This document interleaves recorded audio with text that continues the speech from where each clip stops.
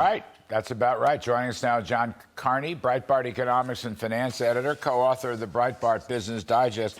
So what do you think, 6%, John Carney? I think that we're definitely going to 6%. If you look at what's going on with the Fed funds rate, everybody talks about it being high already at 4.5 to 4.75. It's negative if you look at where the PCE inflation is. So we right now have an accommodative monetary policy. The Fed has actually been talking about it as if it's already in restrictive territory.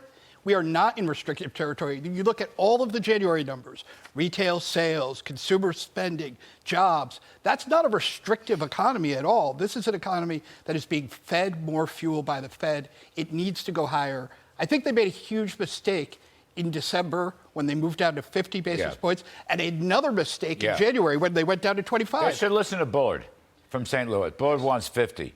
And who's we appointed him. Bullard, Chris Waller. I don't think he said 50, but he's implied 50. You know, to your point, John, so you got, with the 0.6% today, you're right, 5.4% is the year-on-year change of the PCE deflator. So big deal, 4.75% Fed funds rate.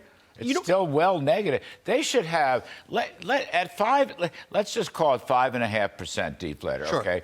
They should have 7% Fed funds rate. Absolutely. I think 6 is the minimum. It's the floor where they need to go to. They probably need to go above that to get inflation down. If you annualize they're not tight. No, they're not. If you annualize that 0.6%, that's a 7.1% inflation rate. No, that's right. So we that's are a very really important high. point. And by the by, to that, the core was also 0.6%. So was median. So there's no way you can look at this and say this was just an outlier number or don't count it. Median, core, and headline, all the same. This is the underlying inflation is running at an annualized rate of 7.1%. Yes. So we got to have a much higher Fed funds rate. That's right. The Fed is not tight. No, it just isn't tight. We're in some kind of temporary inflationary boom here in the first quarter, okay? I think if they had this data, they would not have reduced to 25 basis points.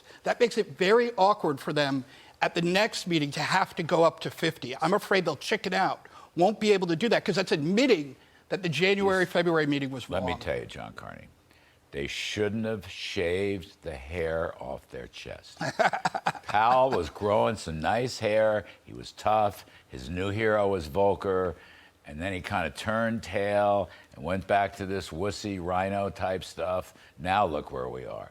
Now, and people think this is an aberration. I don't know. December was revised up for all these numbers. That's right. We were already above where we thought we were and running hotter. So this number is in addition to that. So we were moving up month over month over a number that was already higher than we were. I think if the Fed saw the revisions, if they saw all of this back at their last meeting, they would never have moved back. And now they've actually cornered themselves because they put themselves in an awkward position. If they move up from the 25, everybody thought it was 25 from here on out till they stop. Now they really should be moving up to 50 again, but I don't know if they'll have the courage. By the way, the 10-year bond should go to 4.5% on the way to 5% to get through this. Last one, I got a minute to go. Is it a sound? The press secretary here, you're going to love this. There's an opening on the Fed, right? Vice chair, the number 2 job. Here's how the Bidens are assessing this credentials.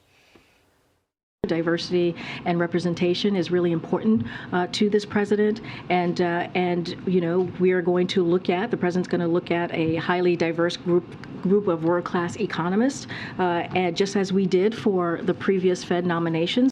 So, John Carney, let me get this right. The criteria for vice chair of the Fed, which is a pretty big job. There's 3 people, chair, vice chair, and the president of the New York Fed that kind of run that place.